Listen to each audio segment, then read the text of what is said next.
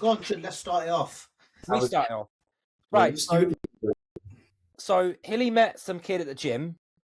But I don't even know the story because Hilly didn't actually tell us the full story. So what we're going to start off talking about is not so much what you should be getting, what you should be basically getting from your coach, what you should expect, and what is a piss take in all of our opinions. So I'll give an example. This wasn't even in a bodybuilding gym, and I think it was in David Lloyd's. I was in the sauna in the spa. Well, that says it all. Yeah, well, it's not so much what the point here is. I think it's how easily you can be taking the piss off if you're not careful.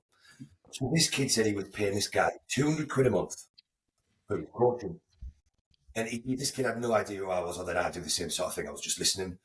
So he said, well, it didn't really work. And I was like, why didn't it work? He said, well, can you give me macros? And I said, well, that's the first thing. So in my opinion, macros are only really suited actually to a more advanced client, not a new client, because it takes away the feedback. If you're just eating random foods here and there, you can't assess digestion, you can't assess the meal timings. So where people think that if it fits your macros is for newbies, I think when it's within a sport or a bodybuilding environment, it shouldn't be for people new because it doesn't allow the coach to do their job properly. It doesn't allow you to maximise your food intake. So he was just given macros. So he said, I didn't really know how to pair the food together. And then I had stomach problems and he said I must have been eating at the wrong times. And then he said, I explained to the guy that I work away. Right, who is the guy? Who is the guy? So the guy was called TM Cycles, who I don't actually know who he is. Used to. How can you not? I don't fucking really follow much on Instagram, do I? And I fucking mute people I don't like. Fucking don't follow. TM Cycles was like one of the first guys in the UK to talk about gear, yeah. I fucking good on Instagram with me. I've never heard of him. And anyway. I'll tell you what, though. He did his entire last prep with macros, his own prep, because he was being coached by Callum, and he had macros. And I tell you what, I actually quite like the guy. I actually had a little dig at him at one point. Can't remember what it was about on Instagram, and just how he came across. And he messaged me, and I actually ended up chatting to him, and I actually was like, "Oh, this guy's actually not too bad." But yeah, that's his whole spiel. That's his whole thing. Like, he coaches his clients based on macros, so he gives everyone. Yeah, but bro, I know. If I'm gonna pay someone, listen, mate, do my fucking food. I don't want macros, bro. I don't want to work shit out. Chudley's just some people do though. Some people prefer that because they want that flexibility. But not just that. Chudley's just covered the point fantastically. It'll work great for someone that's advanced, that knows the meal times, that know when to put more food, that's eating food that's good for their stomach. But for someone that doesn't really have a clue, I think it creates more problems than it fixes personally. And this is not talking about, your random lad or lass that just wants to lose weight. I'm on about people that are trying to build muscle, improve the performance. I think it needs more specificity. And if you're paying someone £200 a month, I think that you should be getting the specificity because he hadn't asked for this. And then he was given a training program that was a template, and he wasn't told when days to train or what to train or what order to put them in. And the guy just said, I'll just work through them. So he said, I'm training this, then, and this, then. I was like, well, that's backwards. You can't do those 2 days at the same fucking time. And the whole idea of me bringing this up is that if you were spending £200 a month with someone, right, even less than that for me, they should be covering everything you need. This kid had explained what he needed, and that's not what he needed. He just said he wasted 12 weeks and £600. And he was like, it was a total waste of my time. Didn't suit my needs, didn't fit into my lifestyle, didn't fit into my work pattern. He said I was just sort of spinning my wheels. And I think that there's a lot of people that don't really understand what they should be getting from the service or what they should be asking for. And the whole idea of what a coach does, a nutritionist does, is to tailor things to you. So you need a workout program that you understand, know how to do, and you know how to lay it out. You need to know what you are doing with your food. You need to know how you should be checking in, how you should be feeding back, because if not, you won't get any results. You will just waste your money and time. Whereas if you can't relay the information, which is what we've said to before over and over again, it's a complete waste of a service. So it was just, my point was, I thought it would be good to cover that, especially when we have newer people listening, is that if you were spending 150, 200 quid, even more with someone, be aware of what you should be getting. And if you're not making progress in the first 2 to 4 weeks, there's a fucking issue. And So this is it, right? This is it, right? If you're not making progress, then your coach should be like, right, what's going on? But to kind of like push back on that a little bit, and I'm not taking his side because I think he's a bit of a fucking retard sometimes, actually. Like I said, I don't mind the guy, but I had a bit of a thing with him. Like, he, like, 1 minute he's a bodybuilder, next minute he's a CrossFitter, next time he's a marathon runner. He changes his mind like every 2 minutes what he wants to do. But I do think that, like, I've worked with clients and I've given him macros, and it's worked perfectly fine. Again, it's more seeing the feedback. If you don't see someone progressing, then that should be a fucking red flag. I've got a really good example of this. So let's just say I've got a couple of clients from a very well-known handful of coaches that are from the Physique Collective guys. And I think people misunderstand. I can apply it to myself in the sense of I have a legitimate 9-to-5 job, which is highly stressful. And the logic, if their life can be a little bit volatile, is we'll just chuck macros at it and that will suit them so they have flexibility. But ultimately, they're paying for results. And as we know, unless you are, and I'm not talking experience, I'm talking very, very, very, very high level with minimal food focus, can actually use macros successfully. But if we take one of these guys as an example, so he's a director for a care company. So he's up and down the country at all times. Went with one of the coaches. He was given a macro-based diet. And ultimately, he didn't get any results. It wasn't happening. The consistency wasn't helping. So my logic was simply this. He was on like a upper, lower, A, B, and C split. Like, it was bonkers what he was doing with macros. So what I did was just stripped it back to a push-pull legs arms. Obviously, that provides, in a very hectic life, consistency. Okay? What I did is I took his macros that he was on. I increased them because I felt like he was a little bit flat. I wanted to fill him up a little bit, see what it actually would look like. I then took his macros that he was doing, and I gave him food sources. Okay? So I gave multiple options of meat, multiple options of carbohydrates, and things around the training window. We ran that for 2 weeks. Best he's ever felt, best training he's ever been, love and life, looks better than he's ever done. The following 2 weeks, I then removed that ability and I gave him a fixed meal plan based off the data he was giving me every week. So, deck, I can eat this, deck, I can eat that, deck, I can eat that. Because people just fall to the default of they have a busy life, they need flexibility. They don't. Their life's busy, they need consistency somewhere else. And I can apply that to myself. Like, my meals are a set time, I know what I mean any given day. That gives me the ability not to have to think about what I'm doing in and around the gym. But the logic or the default from the majority of people is I actually have to think about this and use my brain power as a coach, so I'll just chuck macros at them. And I have never in my life seen it work. Now, when I say that, yes, a 12-week plan, potentially. An 8-week plan, potentially. A holiday prep, potentially. Someone who's never dieted before, potentially. But when you're talking about legitimate results over a long period of time, they are going to fall off. They don't understand nutrition well enough. They will bank calories over the time. And ultimately what they build is a very, very, very poor relationship with food, because they'll bank the calories and they'll go, oh, I've got 2,000 here. I'm going to go and get a small Domino's pizza. I don't care what anyone says. Carbohydrates and carbohydrates, protein and protein, fats and fats, they are not all fucking equal. They make you look very, very, very, very, very fucking different. And I think the more that, like Hilly said, the newer people who listen to us understand that the basics work. The people who continuously get results in the coaching realm are the people who stick to the basics. The people who you see on Instagram daily that don't make changes very often, or the clients aren't getting results and they put just stupid photos up at a different angle, one's enlarged, one's decreased, one's in good lighting, one's breathing in, one's tense, one's not. They're the coaches who try to overcomplicate things as a sales tactic. And if we take TM Cycles as an example, he's not a coach. He is a marketing genius. He has followed every trend of popularity since I followed him. Once it was steroids, when it was coming up and everyone was speaking openly about it. Then it was bodybuilding and competing and so on. Then it was IB for preps. Then high rocks. Then it was that engine room shit. Realised they had actually no following or money in that. Now they're back to bodybuilding. Same as the Brightman kid. Same with all those circle of people. I get it, they're doing it for a financial benefit, but they're not doing it to help you as an individual to get your results. And I think more for you as a human being, if you watch that content and you followed him for a year, and you can't define that yourself because you're just a moron. Do you see what I mean? I think the only place where I use macros, let's say I gave a client a post-workout meal, it will say 100 grams cream of rice, 60 grams away. But if it's a client that I can trust and I know they know what they're doing, I might write on there, use any carbohydrate source that digests well, just for that core. Just like you used to do with Mihili, just for that post-workout. Well, sometimes it gets to 200 grams of carb. I would listen, mate, just put it in. You know what the rule is, low fiber, low fat. And most of them will do it.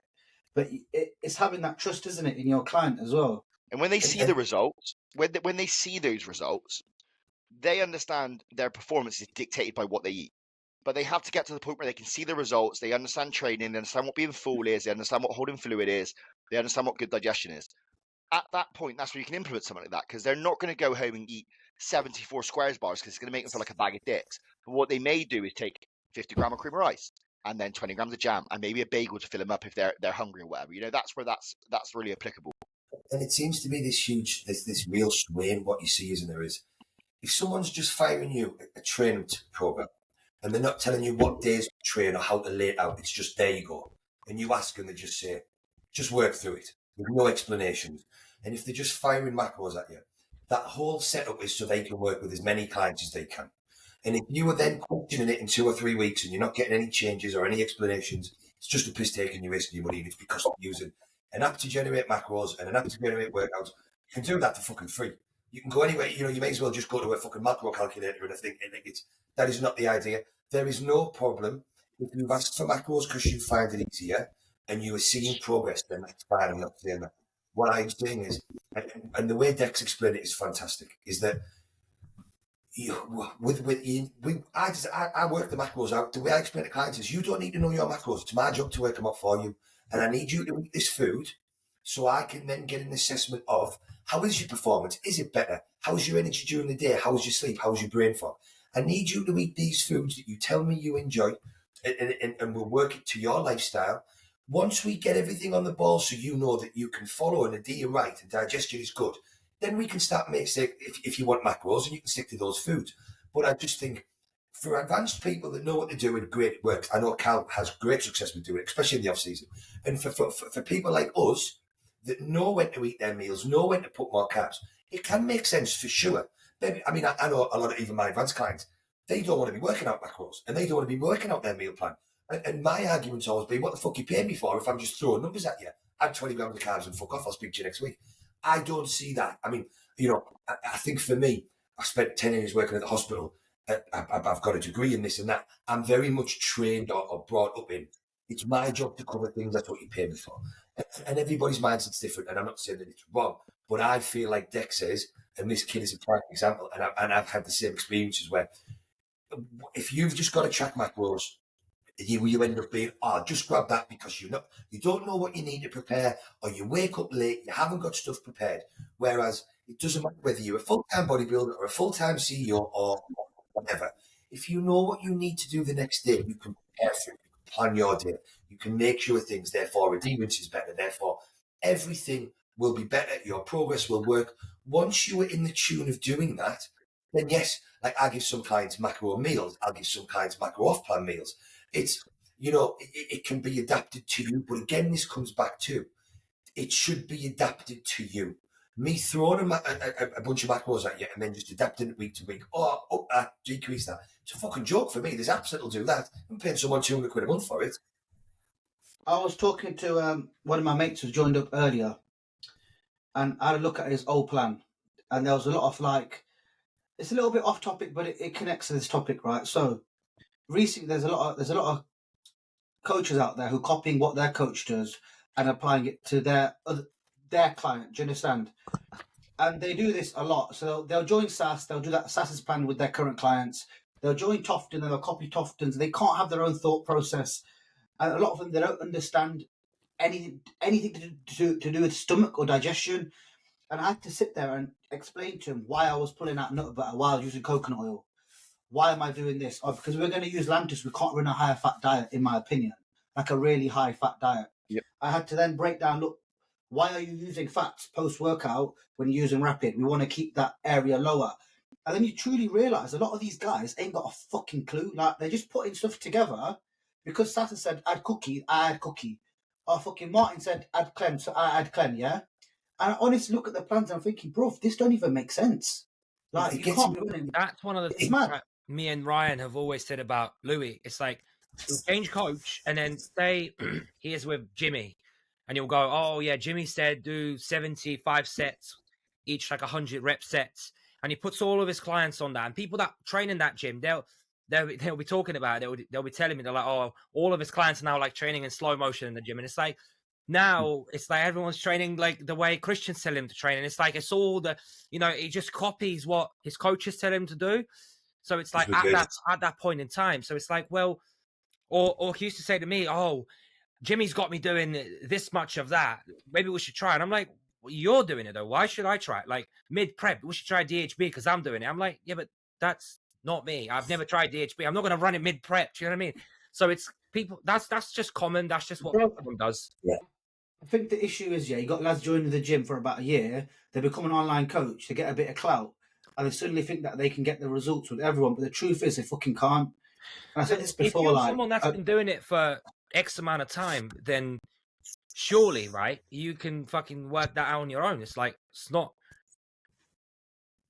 It's just regurgitation. It's just like, people. Go on, sorry, go on, son. It's like I coach obviously a lot like Hilly, because obviously I worked with fucking like 7 years, yeah. But obviously that doesn't mean I joined Martin and then I just got rid of everything he's taught me. Hilly taught me. I might throw a little bit in that I've learned from Martin, a little bit I learned from Nathan Harmon, but I'm not changing my style just because Martin changed the way I train or Martin changed the way I do my food. You should be able to pick out the good, the bad. Something that I didn't like a Hilly's, something I did like a Hilly's, what I liked to Martin's, what I didn't like a Nathan's, and you combine it into your own, don't you? But then as you're coaching, you think, oh, this kind did that. What did I do with Hilly back then? Oh, what did I do with Martin then? What did Nathan Harmon do then? And then you obviously utilize the good and the bad and you add it all up. And that's the problem. Like a coach is a problem solver. And some of these human beings that are coaches have no real life experience. They've never had a job. They've never had a struggle in their lives and all this sort of stuff. They come straight out of school, been to the gym for a year, and they want to be social media megastars. And a coach primarily has to be a problem solver. And to do that, you actually have to have life experience and have to adjust your life based on your needs and so on. But the problem with like that kind of people who are going to those, I can't ever fault the coach. Do you know what I mean? Like you said, I can never fault the coach because they are in this for the finances, and I get that completely. Like it is the person who is opting in to pay that money, they can't see through it. They're the really fucking stupid ones. Like if they send you a training plan, okay, your new coach, is it catered to your physique? Does it look at your weaknesses? Does it look at your strengths? Have you got massive legs, but then you have more sets on quads, you have anything else? These are very, very easy things you can pick up straight away. How fast is the response time for your new plan? Are you getting it in 4 hours? It's probably a copy and paste cookie cutter plan. And they'll probably give you the spiel that this is going to evolve over time. And it won't evolve over time. They'll just keep increasing macros or decreasing macros as and when you need it. So I suppose just try not to be a victim. And if you do get it wrong, kind of own it a little bit and pay attention to the coaches who are getting good results. Like every time I post a transformation photo, I see the same fucking thing. I have changed nothing in 3 years. Nothing. My training's the same. Drugs are roughly the same. Food sources are the same. All it was is I didn't listen to any of the stupid idiots around me that were saying, oh, I'm doing push-pull legs Arnold, or I'm doing high volume, or I'm doing low volume, or I'm doing push-pull legs. I just was fortunate enough that I worked hard enough to put enough effort in to see results very quickly. So the logic was, let's just ride it out and see where it goes. When it stalls, I'll say to Hilly, we probably need to make a change. We haven't need to do it yet, so why would we? And then I think the other thing on the flip side of it is listening to people that overcomplicate the shit out of everything. Because that's the other selling point, is that how complicated can I make? Like, and I think again with the training, everybody doesn't need an individually tailored program where someone sat and picked every exercise for you, because there's 9 different exercises that hit the different thing. You need a coach will generally give you a training template or a training program that they've designed that looks like it's going to suit you. Then it's between you two to pick exercise that you connect with best. And that's where the client needs to feed back to the coach of, I don't really feel this, I feel that. And then it evolves over time. But if you were feeding things back to your coach and nothing's changing, then that's another, like Dex says, that's another big fucking tie-through sign. But don't be sold on, well, they're complicating the ins and outs of a fight. I don't really understand that, so it must be really clever, because it's not. In the last week, I've heard someone say that a bench press is a waste of time exercise. This is something else. And I'm like, hang on a minute, right? Like, these are bread and butter exercises that have built every physique on the fucking planet. And then you've got some fucking kid saying that a bench press is a bad exercise. well, like, just because you don't connect with it, just because you're a motherfucking skinny 11-stone geek say it doesn't work, or because you can't get a full contraction. You don't get a full contraction in squats. But in the other video, he's saying squats are a must. So how does that work? I can't contract my quads fully when I do a squat, but that's great. But I can't contract my pecs fully in a bench press, but that's shit. Like, whoever's the person that is saying these things obviously has no biomechanical understanding of how to build muscle or what the muscle does. Because you can't in one statement say a bench press is a waste of an exercise because it doesn't contract, because I can't even fathom why anybody would say that, but a squat is great. But because you don't fully contract your quad as far as I'm aware. Does anybody fully contract their quad with a squat? I don't think so. No? And you can't fully contract your pec. But they both are superb fucking weightlifting and muscle building exercise because they generate a shit ton of tension throughout the muscles being used. Now, yes, if someone does a bench press for 6 weeks and their arms and delts are getting bigger and their pecs are not, then you may need to be like, do you know what it is?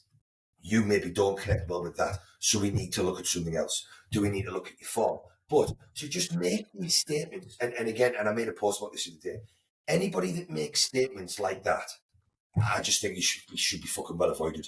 Because in this game, you can't make statements like that. It's just ludicrous.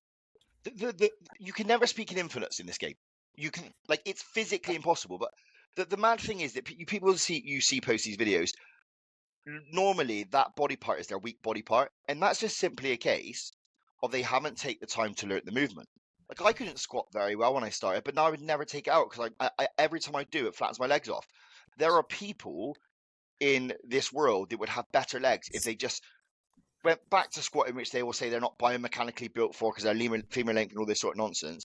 If they went back to it, dropped their ego, stripped it back to a 20k plate and learned how to contract the quad as much as possible, I guarantee you they'll have bigger legs than using a hack squat or half-assing a hack squat so they can load 7 plates on it and get a video of a band on there. But when you see these guys who post the videos, it's quite simple. Ignore it if they don't Motion have any detected at the front door. you're getting robbed. If they don't have any muscle, ignore them.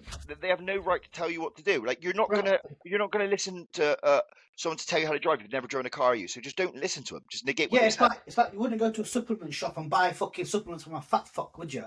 No. Do you know what I mean? I wouldn't. Like, Out of principle, I wouldn't do that. I am that guy. Like, if there's Exactly. a supplement company with a dude who weighs 37 stone and pure fat and never been in the gym, I ain't I'm fucking not buying buying it. it. Yeah, I ain't buying it.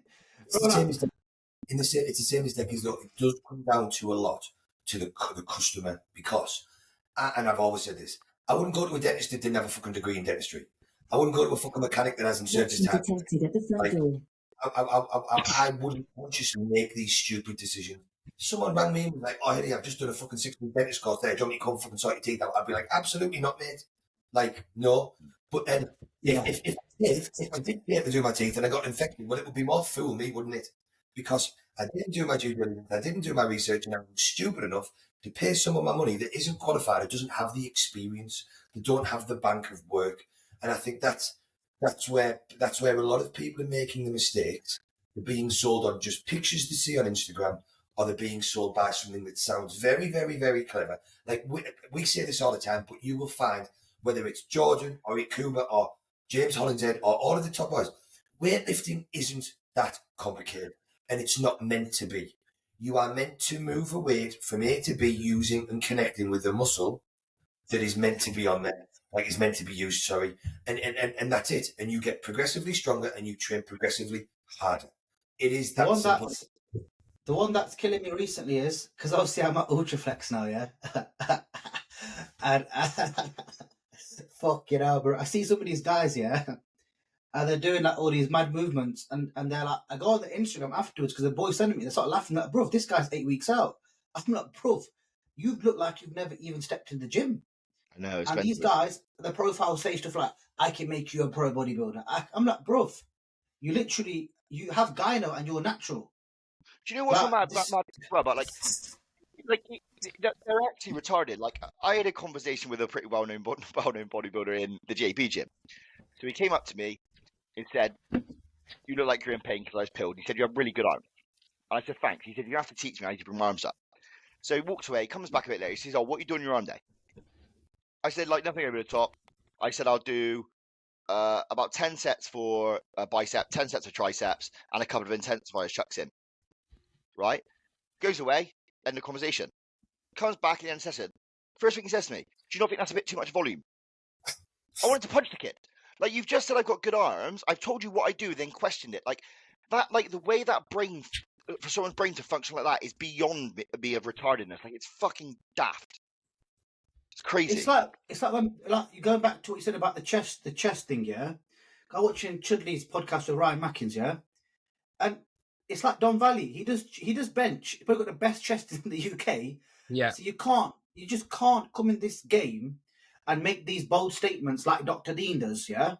Because often the people who make them bold statements are trying to do it for clout, because the only way they can get traction. Do you know what I mean? Because it's a very narrow-minded approach, isn't it?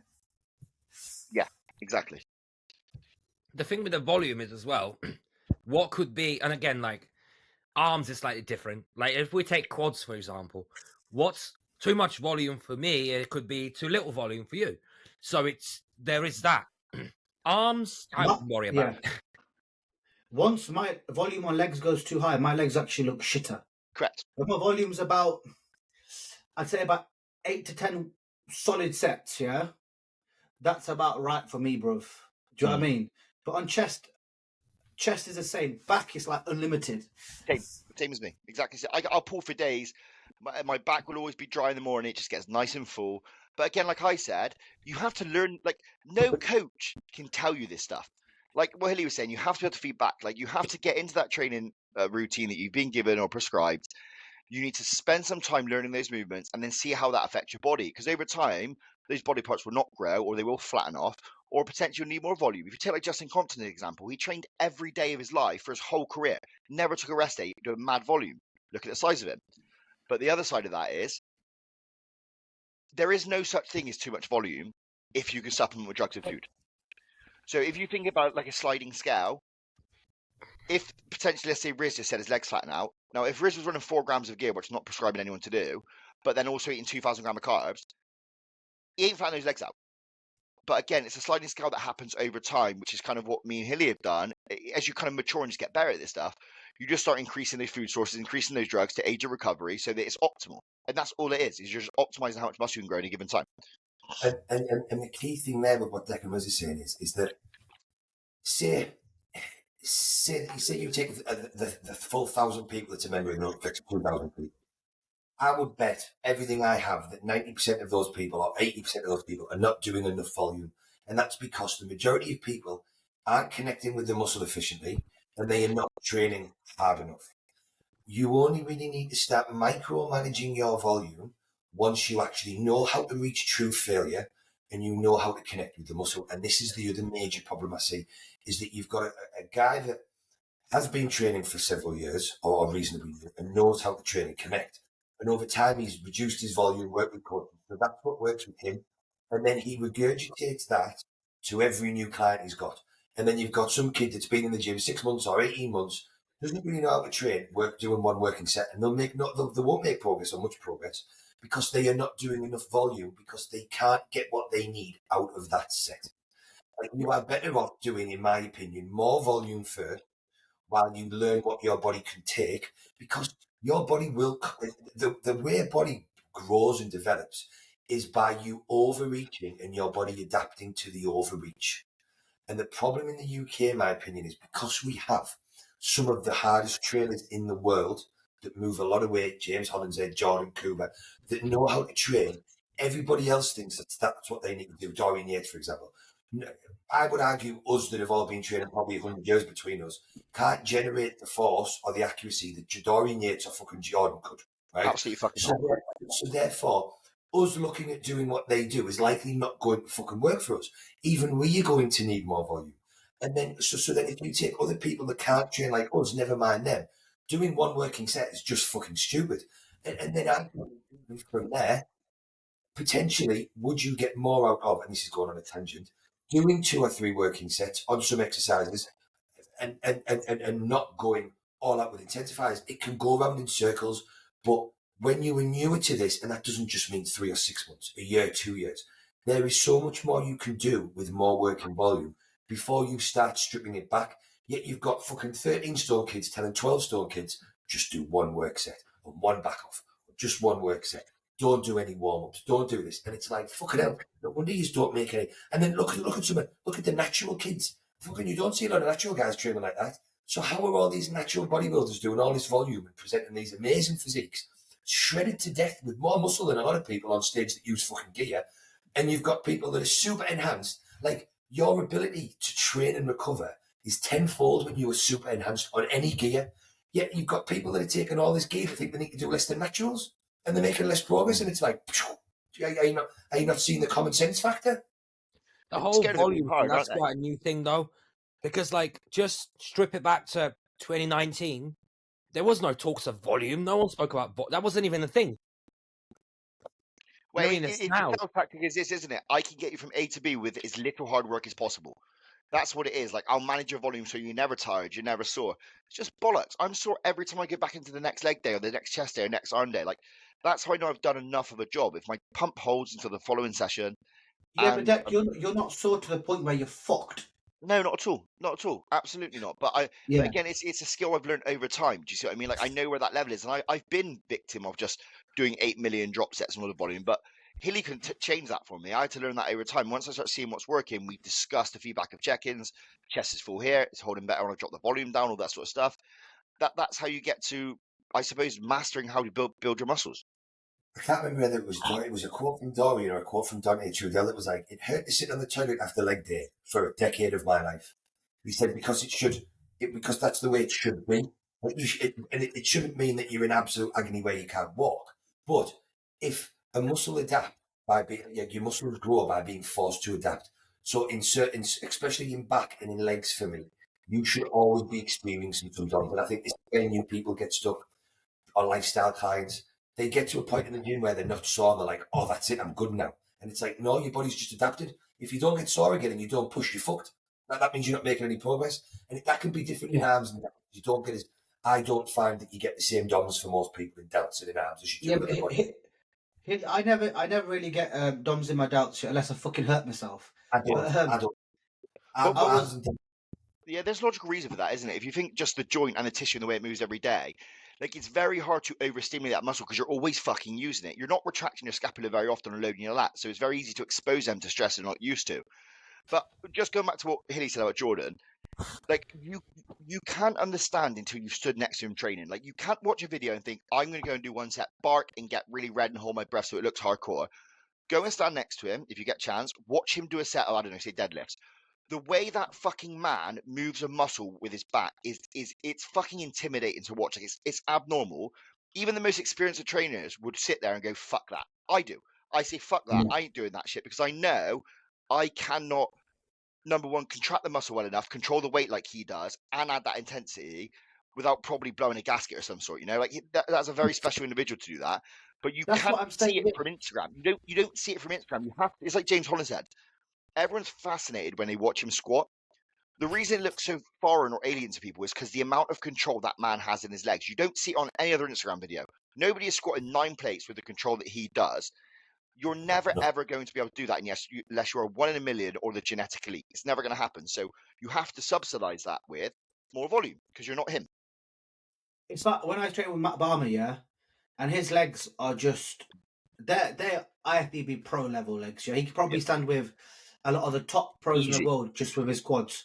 And when we train legs, yeah, we've not done the Cybex hack for ages, right? Actually, not done it for about a year. He went on it, racked the whole thing. And when he did it, bro, you could just see every fibre in this motherfucker's leg, yeah? Just everything just fucking working, bro. And he wasn't even like trying to, Yeah. he's not even trying to like force the stretch or force, you're just moving the weight perfect, bro. And you just know some people have got it, and some people ain't. You know what I mean? Yeah, like, I wish I had that. My new training partner, Dan, like, we lift the same weight. His legs are 4 times the size of mine. But when you watch him do it, like, it's so different to how I do it. Like, I'm braced, look like I can't get a fucking nosebleed. I'm a bit wobbly, like, through my spine and that sort of stuff. When he does it, it looks like there's 4 kilograms on either side. But he's failing at the same point in me. It's just he has the genetic ability, which I truly believe is down to, like, your neurological pathways, not sound like a geek, that you can connect very well with that muscle. That when he's squatting those 6 plates, that load is 100% through his quad. When I'm squatting that 6 pace, I get a little bit of ham, a little bit of glute, a little bit of quad, maybe a bit of back and all that sort of stuff. And I think that's just something that maybe over time I'll have to say, look, Dan, you do the one set on that, I'm gonna do this one and 2 back offs maybe to make sure I'm getting the same level of stress that you are, because I'm not as good as you at training legs. You see what I mean? And that sorry, some of it just comes with like what Bex said earlier, learning the movement pattern and doing it over and over again. So like I can't squat anymore. So and that is going back to bold statements. You have to squat to have big legs. My legs are bigger now than they ever been. I haven't actually done any squat for years and years because my slip discs I can't. But I can connect unbelievably well with a leg press and one leg press and stuff. My legs just blow up. But I've taken a lot of time to perfect that because I have to optimize, maximize certain movements because I can't do other ones. So for me, I don't have the ability to spread volume over 4 or 5 different compound exercises, rotate things around. I am restricted with what movements I do. So then I have to be super effective at those movements. And it's just like Dex says, it's learning to use the muscles that you were trying to use as accurately as possible. And that takes time and it takes practice. Yeah. And it's like, it's the same in any other sport, whether it's a racket sport or a ball sport.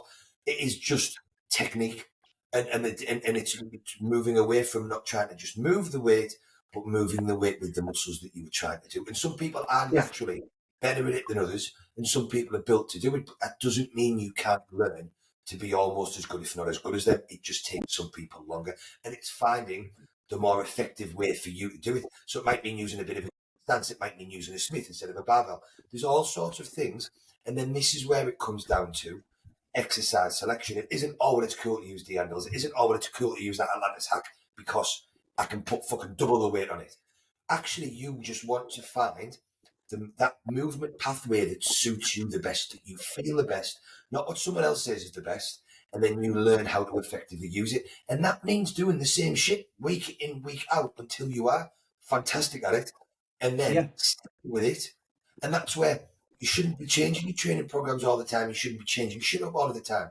Once you are great at a movement, then it's time to overload it properly and spend months and months and fucking years at, because it's like, if you were great at doing a leg press and a hack squat, but you're no good at squats, and it doesn't matter how many times you come back to a squat, it just doesn't seem to work. There's no issues with that. There's no point in coming back to it and coming back to it. Yeah. Take the hack, take the leg press, get better at them, and then get stronger with them, and then up the fucking rep ranges. And that is what will build muscle. It's like chest, though, isn't it? Kindness. It's like chest. I've always had a really shit chest. All of my checkers are always fucking shit, yeah? But this, like, past year and a half, my chest is really, like, it's not good, but it's caught up a little bit, yeah? Yeah. And I've been watching a lot of JP shit and just watch how he does stuff, yeah? I'm not saying I'm like him, because I'm far from. But you know how he does the Atlantis with that handle? So I've been doing that a lot more. It's probably the strongest my chest has been. The connection, I can feel the pec without even trying to, like, I'm not forcing it. It's just coming, like, so much more natural. My pecs are better, my shoulders are better, my upper line's better. And it has, I'm probably the strongest. I've just really tried to focus, but I had to start from scratch again. I wasn't doing my mad plates. I had to start from, like, a plate, work up, plate and a half, and I had to just keep working it back and relearning that whole entire movement. And that's the best thing you can ever do, is reset those movements. Like, I could still, when I did a reset of Hilly last time, I could still go in and kick 75 day kg dumbbells up for reps, no problem. I guarantee you now that would be 5% chest. Now I'm on my way back up, and I'm doing 65s now, but I'm able to keep it all on my chest, which is why it's grown over time. And there's no problem with doing that. I said to Hilly at my last prep, I'm just going to strip it back, start on a Smith, because it's much easier to connect with. I can lock it up, just work my way back up, and then when you start feeling that, it's like a light bulb. When you start feeling that, it's like, I need to keep this across my fly movements, my incline movements, my flat press movements. And then it's just a case of, and the biggest mistake I've ever made, this might help some other people, is knowing when the muscle's had enough. There is a point where you'll get a very, very, very good pump and you'll think, I can do more. But there's a numbing feeling you get in that contraction. At that point, fucking stop training. You're done. And it just goes flat. Yeah, it's not growing anymore. It's like, you can kind of just tell, like, the muscles kind of just, you can carry on, but it almost feels like you can just tell. That's when I always stop. It just feels dead or empty. Yeah. It's just not working anymore. That Jim Lecco leg press, yeah? That one that I put on Instagram the other day on my story. Do you know what I'm on about? The single leg the press. narrow one with it looks like it's a very thin bar. It looks like the hack squat reversed, yeah? Yeah. Isn't that like the one that that's like the hammer strength leg press, like the hip No, press? It's a legit leg press, but it's like a very thin profile, if that makes sense. Like it's not, the side legs is big and bulky. It's a real thin, but it's got like it's a deeper angle, but it's really like smooth. So it really captures your full quad flexion. Where your bum is, there's the pads only like that big, and you can change the angle of that foot plate to come down. And because I can't leg press low. Hilly's known for years. Can't do it fucking low. My knee fucking kills. But as soon as my feet go up a little bit, I can actually activate more quad, weird as it is. And that press there, 5 plates, bro, fucking kills me. But I can do 10 on the Cybex. But you're right there. This is one of my biggest pain points for people is, the general statement is your feet should be on the bottom of the pad on the leg press. That Bullshit, is fucking wrong. Ankle mobility is the limiting factor for everybody. If I didn't have a pair of squat shoes on me, I would have my legs at the top of the fucking pad.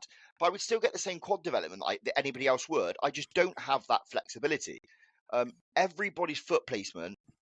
There was Dante Trudel said an amazing thing once. Is say you're playing basketball and you try to jump as high as possible. Yeah, everybody do it, and everybody will jump from a different starting point with their feet because it's where they could create the most power or force. Wherever you jump from is your foot placement. That's the width you should be working at, because some people will naturally be out here. Some will be like this. I squat, as you guys know, very fucking narrow, but that's how I would jump. And that's one thing you can try and apply with your own training. See which jump as high as you can, how much force you can generate, and wherever your brain tells your feet to go to jump your highest point is where you kind of want your leg placement. But there's no blanket statement that your feet should be at the bottom of every pad. You don't get no hero points. I have this argument with Sam Eads all the time because he's a fucking retard because he's a flexible as elastic band, but he thinks a hack squat is obsolete unless you're basically sucking yourself off, which is nonsense because some of the people on the hack I can do that. On the leg press I can't. Yeah, but I just physically can't. Yeah, but that'll be easier for you now, won't it, with the Jim Lecco one, because you can change your foot plate. Because what you're doing is you're altering your ankle mobility. So if you're fixed here, by the time you come down, your heel's lifted. Now, if you rotate it down, they'll stay flat, so you've got all that force through your heel, which is what squat shoes actually do, because they just keep that heel planted at all times. If your heel's planted, you can generate the most force. But yeah, that's one of my biggest pain points, the whole leg press, your foot should be at the bottom of the pad. Like, if you watch James Hollingshead do it, he's bonkers. Like, his toes are at the bottom of the pad because he's very, very flexible. But the majority of people just are not going to be able to do that.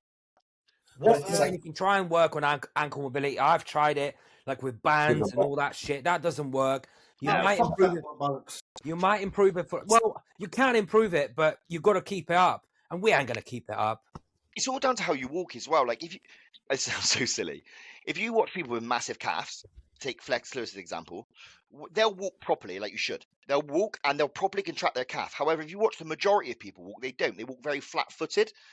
And that's all it is. It's like all those trends you build or those motor skills you build as a kid, that's going to carry over to you as an adult. Like, if you're not someone who just gets up off the sofa with a very flat foot or on their tiptoes, it's highly likely you're going to have poor ankle mobility. You can try and fix it, but ultimately you just have to pick exercises that suit your mobility. Yeah. What should we wait for those topics? What was next? Right. What do you lot? Right. Just a quick one. Arnold Classic. Who do you reckon? Top 3 prediction. I've been looking at the content recently that's come out like the past few days. Rafael Brandao looks absolutely fucking absurd. If he looks big next to other people, but he won't. Small, I mean, he's like 260, isn't he? 285. Yeah, but he's got that shape, but he hasn't got the muscle. Yeah. Samson doing it. Samson's doing it, isn't he? Samson, Rafa, Hadi, James. Rafa, yeah. Hadi's doing it as well. James looks absurd. Andrew Jacked? No. It's Akeem Williams, John De La Rosa, Antoine Valent, James Hollingshead, Hadi, Samson, Horse MD, and Rafa. So I reckon top 3 would be Samson, Hadi, and Horse MD. I reckon it's going to be Hadi, Samson, Rafa, and James 4th. Riz? I reckon, as being the bodybuilding expert, I reckon it's going to be Samson, James, Hadi. I think James is beat going to. Hardy. I've got a feeling something's going to go wrong with Hadi. No, You don't walk off the Olympia like that, No, brother. you're and wrong. You don't ever. You never get it again. It'll be too obvious. If Hadi's on, they won't be able to discriminate against him. But has any of you been watching how James is training currently? All the other boys are sat up in their hotels with their legs up. James with Branch Warren just absolutely fucking killing himself and eating pancakes. It's great to watch. I honestly reckon Samson, James, Hadi. I think Samson will retain the title. I think Hadi will come second, and then I'm going to put James third. I do think that Horse MD is going to look nuts, but I just think that all of James's updates and pictures never really give true reflection of how good he looks. I think once he's in that lineup, the extra detail and the condition he's in, and the way his mind's Density. yeah, I think right. Let's look at this logically. James was what 12th at the Olympia last time. But very off. He was doing that whole like he was blowing himself up. Even the best of James is still on like the level of like Antoine and like all these guys. Like I agree. Yeah, James I agree. is not someone who's like not someone who's going to beat Hardy. Come on. I don't Listen, think anything's possible. But did you see And this how photo? Money. Did you boys see this photo? One Gino pen. Riz, come on. All right. I want you to know. Did you see this? Who's that? Samson. Look at his ass Huh? tying. That's Samson. That's Samson. Yeah, look at his tying his ass. He doesn't look leaner to me. Like he really doesn't. But bro, on a serious level, with some black guys, pictures just don't do the talking. Yeah, you I have agree. to see them in person. I remember seeing Courage, bro, and on pictures he looked like he was shit. In person, the guy had a Christmas tree. Do you know what I mean? Yeah. It's that thick skin, isn't it? When you put it on the lights with a bit of oil, you can really start to see it. I don't even think Samson's anywhere near Hadi. Like, I thought Hadi and Derek in the O were like a 2-man race. I don't think he was close. Bro, I'm just biased. I want the English guys to win. That's Yeah, it. I want I'm English 100% biased. Bias, yeah, but we got to eliminate all the bias, or otherwise it doesn't seem genuine. So we've got to. So I would say Hardy, Samson, Horse MD, because he's remember, just too big. James has beat Rafa. Bro, Yeah, but- James no, is but that so was much more 6 years ago. denser. James is so much more denser. He'll make Horse look like a boy. I think so as Trust well. me. I James think is so. so that, dense, bro. He's that got horse that. is special, but they were playing some videos on Fuad's podcast earlier. I think he will lose a lot of spots where he stood relaxed. Like, he looks mint with a vacuum and that sort of stuff, but when he stood relaxed, there's something just not right to his. I think he's got a bit of oil in his delts and arms. His waist is very blocky, and I think James is going to be fucking twice as hard as them, twice as lean, and bigger than them. He's 270 pounds at 5'11". What Arnold is that? Is that UK? No, that's Yeah. Ohio. Oh, Ohio. Yeah, that one, yeah. Okay, Yeah. so mind you, I'm going to throw another thing here. So on an Arnold, typically what do they look for? They look for like that pretty physique. That's why Nick Agreed. Walker didn't win last year. So for someone like James to beat someone, and again, actually, I'm going to change my prediction. I'm going to say Samson, Hardy, then Horse MD, because they look for those type of guys. Someone like I James. agree with you, but disagree. If you look at last year, yeah, Nick Walker lost, in my opinion, because he was the odd one out. You had 3 towering fucking black dudes, but in my opinion, it was the best Nick Walker we've ever seen. Samson is going to be the odd one out because you're going to have Rafa, Hadi, James, all around like similar height and structures to a degree. Does that make sense? Samson's going to be the towering person. I think he's going to look like the anomaly in less condition, and I think the other 3 are going to be granite, and I think he'll look like the odd one out. It's possible. Yeah. I think James is with Milos now, and I think they're going to nail the peak. He's not with the cowboy.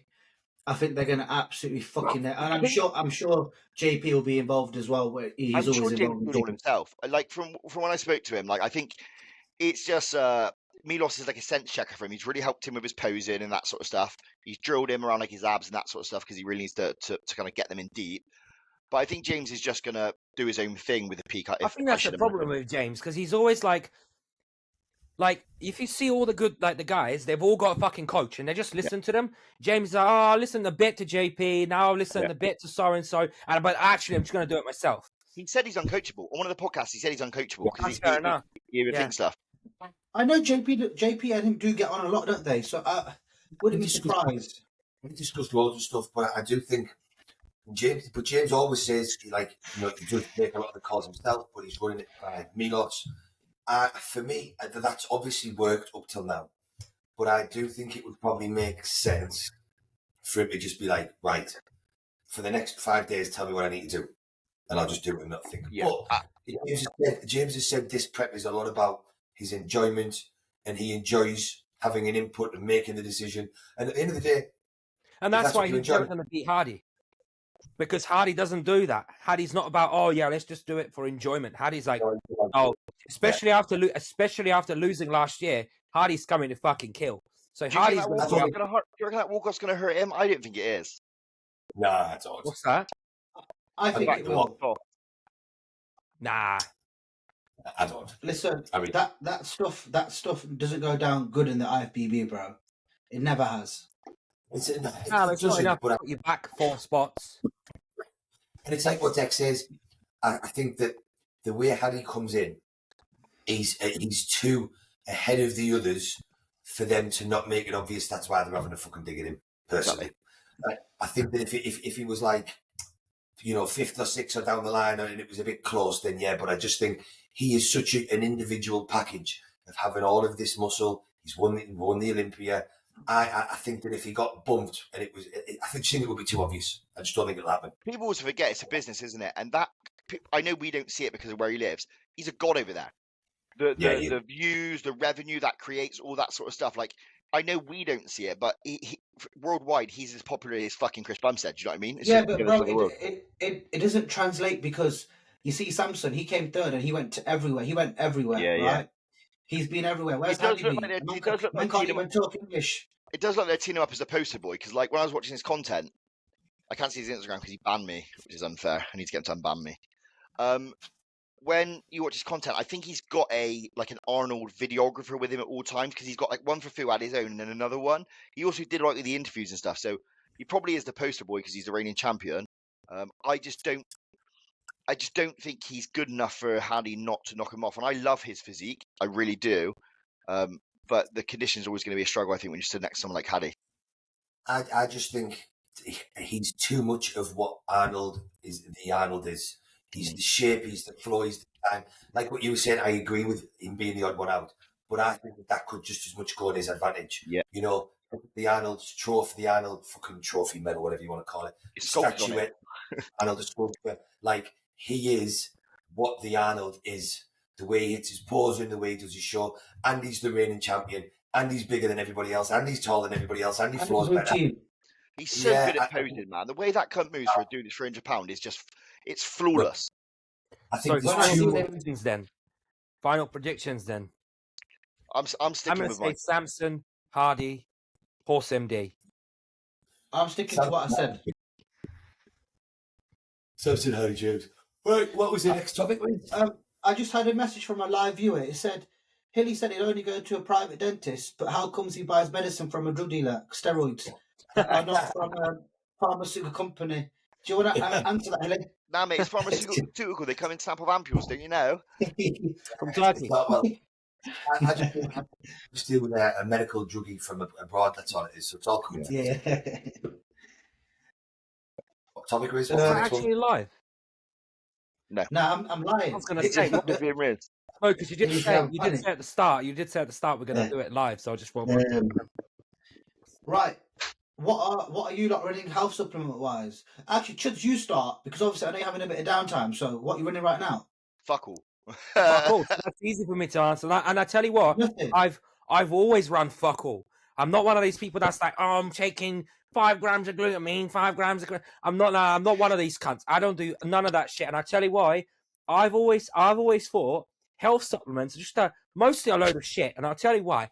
Because if any of that stuff worked, like they said it does, astragalus and all that bullshit, it wouldn't be a health supplement, unregulated, and it would be regulated just like a fucking statin or just like a fucking ARB. Bro, in India, a lot of them fucking drugs are actually pharmaceutical drugs. What? Like if you go to India, right, you get like that Liv 52. That comes from the fucking pharmacy, bro. That is all herbal. Do you know what I mean? Yeah, herbal. That's what I'm saying. Herbal. But they're studying on it. And I tell you what, you'll never get me to spend £35 a month on organ support that comes from some fucking roots in Africa. Mate. No fucking way. Yeah, but bro, you have to think though. It does make sense though. How? It does. Look, it's not gonna stop your kidneys fucking failing. But I absolutely 100%, especially some of the newer supplements. Like Yeah, but I what see it will do is robs you of £250 a month. I see these kids, they're like doing their JP cart like every fucking month, posting it on Instagram. Oh, just got my health supplements, and it's like That's me, £300. Chuds. I'm like, Fuck you.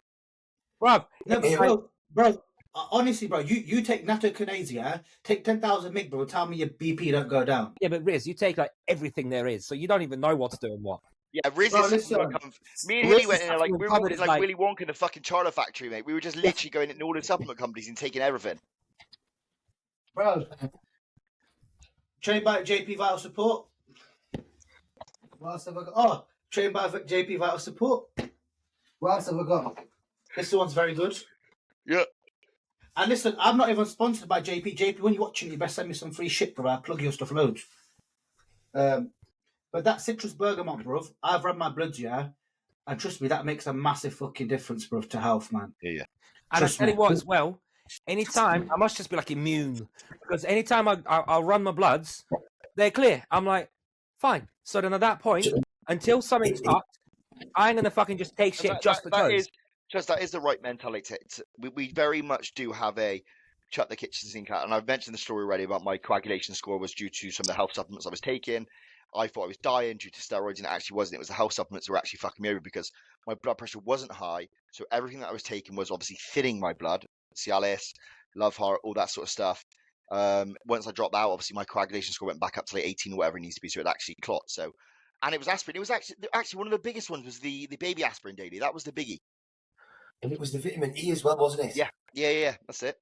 And I think what people need to remember is when you're taking a fat pill of tablets, every fat handful of tablets every morning and every night, because a lot of them are 4 tablets AM and 4 tablets PM, and it's like, okay, well, what's got to filter all that shit? Your fucking organs. Does anyone find when they're really lean or empty, like if they take their supplements in the morning, it makes them very, very sick, like to the point you're going to puke up? When I'm dieting, actually, that's the only time I'll start to pull out the vital support and a lot of these things. Because I think Tudka fucks a lot of my I stomach just have up. to take it after meal one. If I've made that mistake so many times, 'cause I'm on autopilot, and I go do my cardio, and I'm like, oh fuck, and I can feel it coming after I run over to the sink and retch my guts out. So I take it after meal one now. Here's the thing for me. I was spending 150, 180 quid a month on supplements for a decade before Jordan even had it trained by JP line. So I've always been a proponent of supplements. And I like to explain that to people, especially clients, so it doesn't look like I'm just pushing Jordan supplements because he's one of my best mates. And because Hilly I'm 10, related to the band. motherfuckers. Hilly 10, 10% Yeah, off, but- alright? But- Don't use but that, I'll Hilly, cut your fucking fingers off. Everything JP's released, we were taking 7 years ago. I got emails. And I've been a proponent of them, like I said, for a decade now. My blood work's always been great, and as everybody knows, I like the party very hard when I was younger, and my blood work still was always good. Now, one thing that everybody should be aware of is how we all react to things is very genetic. I've had 2 different doctors tell me genetically my body just handles drugs better than others, and that's just the way it is. I've seen me and Riz do it. Years ago, me and Riz were doing the exact same steroid course from the exact same batch of steroids. And I was going out and drinking and whatnot on a weekend, and Riz doesn't drink or do any of the whatnots on a weekend. And He asked me if I was drinking. Yeah, I was like, have you started drinking this week? Because my ALT was at the top of the normal range, and Riz's was at like 350, and we were 550, bro, yeah? what that is a clear sign of is that we all just metabolize and deal with drugs differently. So a lot of it is down to genetics, but I've been doing this almost 2 decades. I've been checking blood work for at least a decade, and I have seen thousands of people's blood work, and I can categorically say that a lot of these health supplements do improve blood work. But the caveat to that is how much it improves is going to be genetic dependent. So I've seen guys taking every supplement under the planet that I've recommended and more on top, and at the end of the cycle, their ALT still is 150, 170, 200. I've seen me. My blood work like at the end of prep. I think as I did my blood work like 2 weeks out, just because I was curious, just to see. Do you remember my blood work? It was like clear as anything. I was like 100 meg, 120, 50 meg of orals every single day. My fucking liver enzymes were like spot on. Yeah, and this is what I'm getting at. I did that prep with AJ there, 2 shows. I was on cycle 7 months, including the rebound. I then went and did 5 days in Ibiza, hitting it harder than 99% of what people could. And my LT was at like 72. I've seen natural peak clients where their ALT has been higher than from taking some fucking antibiotics and training.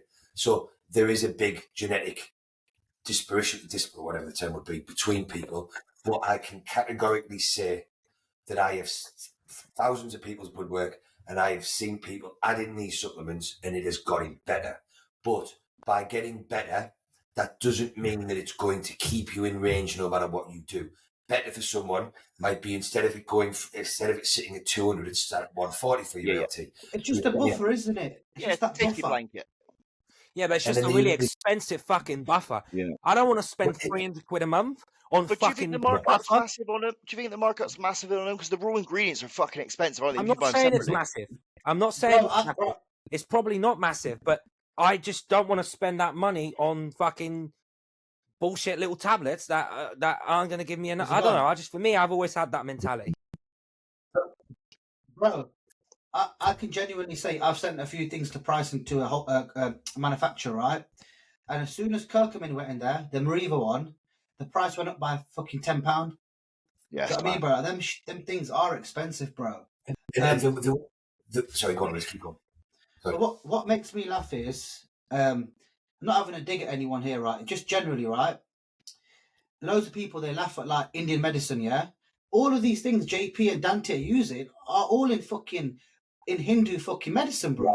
Bro, why you got to make it radiant? Bro, from like 4,000 years ago. Like, bro, if you go chat to my grandma, she'll 100% say to you, take turmeric if you're poorly.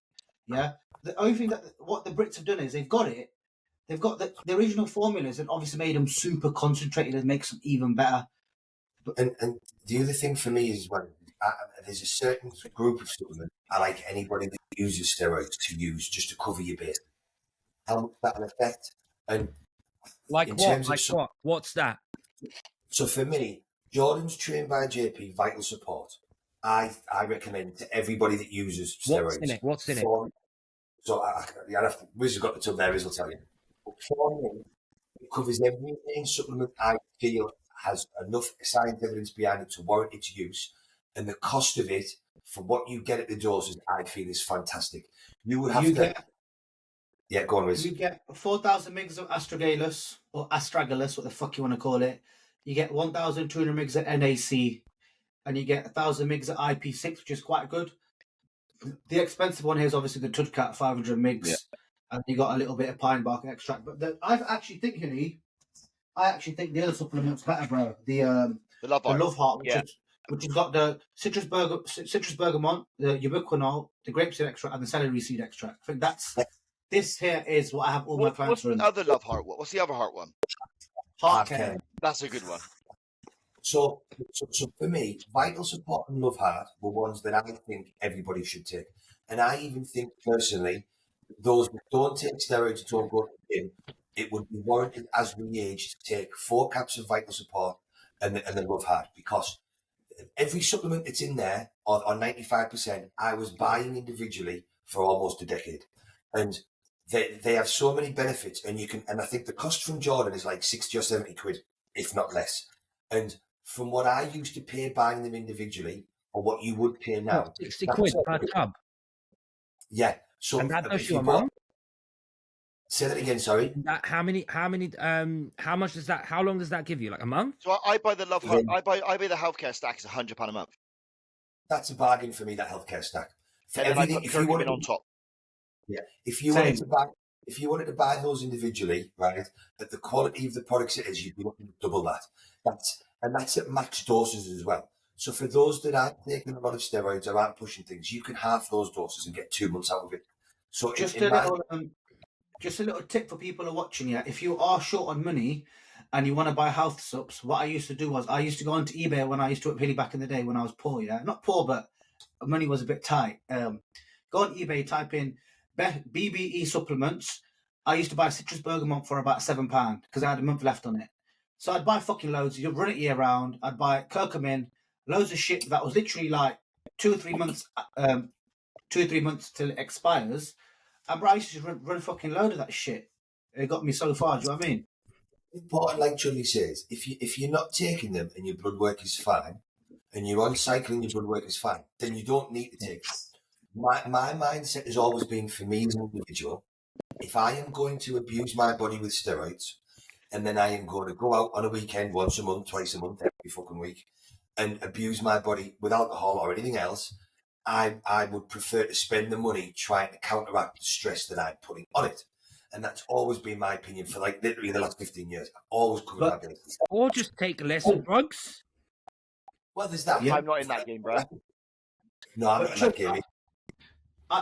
I had a client, bro, yeah, who came to me and his ALT was fucked, his livers were fucked, kidneys, everything was fucked, yeah.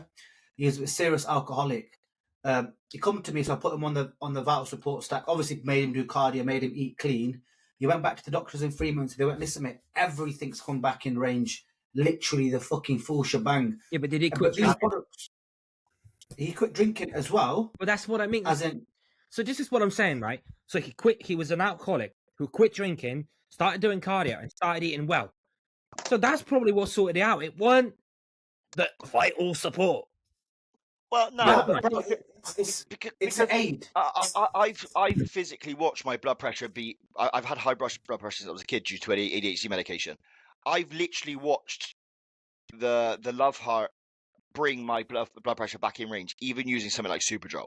Because I put Superdrol in or Anadrol or anything like that, as I said to you boys before, my head goes the size of fucking Riz. I'm in the shower, I get nosebleeds and that sort of stuff. And also when I run out of it, I can feel it. Like the second I run out, say I'm a week short of the dosage, whatever, I feel my blood pressure coming back up. Everybody knows what it feels like. Redness around my eyes, a bit of a headache, just a bit hot all the time.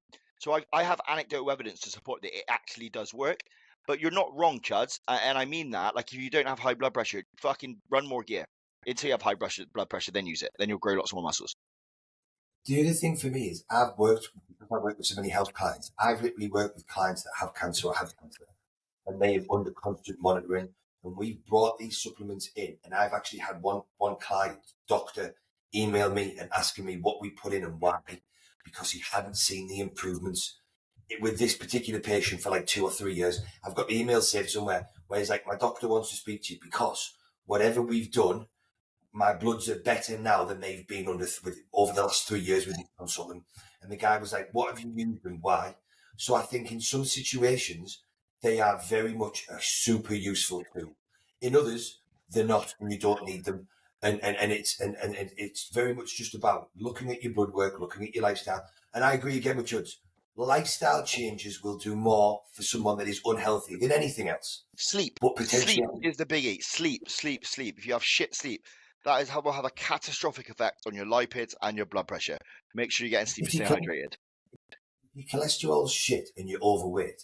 You can take all the health supplements in the world, but your cholesterol will not improve drastically. It may improve a bit, but it won't improve as drastically as it will if you get on the fucking treadmill and you move your fat ass around and lose fat. But as a side, you will bring it back into range quicker if you're doing both. And potentially, if you're doing other things that elevate these, like we do, then having the supplement in for a lot of people will keep it in a better range.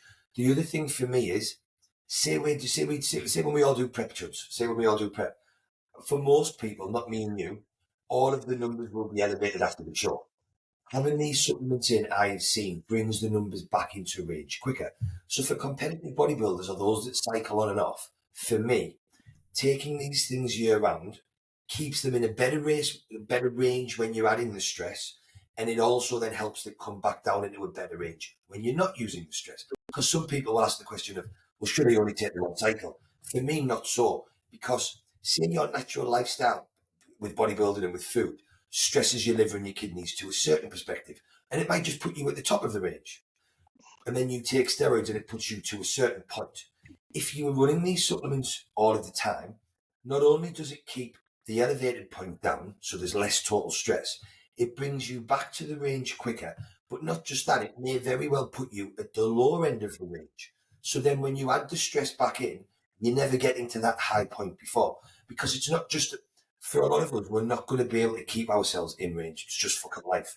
So then it's, well, how much can we, supposed to phrase it, how much can we keep the stress from building? So if your ALT normally goes to 180, can we keep it at 120? So then it gets back into range. So you're spending more time in better ranges. And what we've got to remember with what we do is the stress that we add is not just for a weekend every 2 months like someone that drinks. It's not just for a holiday for a week. A lot of people are spending 6 to 9 months of every year in a higher stress environment. So we need to be mitigating the stress and trying to reduce it year round for me.